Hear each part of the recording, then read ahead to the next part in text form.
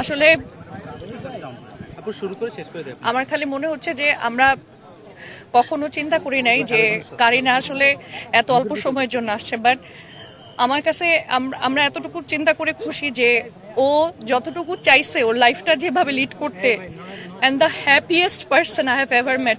আমি জানি না মানুষ সোশ্যাল মিডিয়াতে কি বলে না বলে, বাট ওর সাথে যারা একটা বারের জন্য মিশছে তারা জানে ওর মতো ভালো মানুষ কতটা রেয়ার।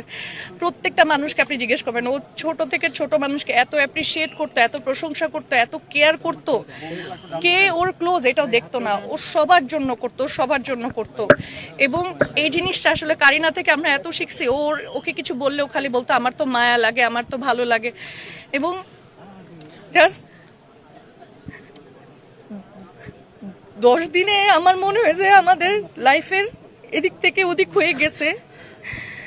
এবং আমি লাইফে আমার মনে হয় আমি অনেক কিছুর জন্য প্রিপেয়ার ছিলাম, বাট আমরা আসলে কারিনা চলে যাবে এটার জন্য প্রিপেয়ার ছিলাম না। বাট কারিনা আসলে ওর জীবনটা এটাই চাইছে, ও হাসি খুশি ভাবে জীবন কাটাবে। এবং ও শেষ দিনটা পর্যন্ত, ভাই আমাদের জীবনে যে কত কষ্ট, কত বড় দুঃখ এসে আপনি কারিনাকে দেখবেন, কারিনার কোনো রিগ্রেট নাই, কারিনার কোনো খারাপ লাগা নাই, কারিনার কোনো কিছু নাই। ও ছোট থেকে ছোট জিনিসে অনেক খুশি থাকতো। ওর মতো ভালো মানুষের দুনিয়াতে অনেক বেশি দরকার, ওকে ওর মতো ভালো মানুষের অনেক বেশি দরকার। এটাই আফসোস যে যারা ওকে চিনতে পারে নাই, it's their bad luck they didn't get to know her because she's one of the best human beings I've ever been. আমার এত বন্ধু, এত কিছু, কিন্তু কারিনার সাথে আমার লাস্ট কয়েকটা বছর আমার কাছে মনে হচ্ছে she is my soulmate. আমাকে জীবনে কেউ এতটা প্রশংসা করে নাই, আমাকে কেউ জীবনে এতটা, মানুষ থাকে না যে এক ইন্ডাস্ট্রিতে কাজ করতে গেলে কত রকমের হিংসা থাকে, এই থাকে, ও এই কাজ পাইলো, সেই কাজ পাইলো। কারিনা আমার ভিডিওতে ভিউ আসলে আমি দেখতাম না, ও এসে আমাকে বলতো ডানা তোমার অনেক ভিউ আসছে, ডানা এটা হয়েছে ওইটা হয়েছে।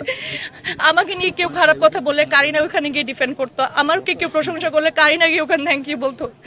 আমি জানি না মানুষজন কি বলে না বলে, বাট আমি আমার জীবনে আমার সবচেয়ে বড় অ্যাচিভমেন্ট ছিল কারিনার মতো মানুষকে পাওয়া। আমি আর কিছু বলতে পারবো না।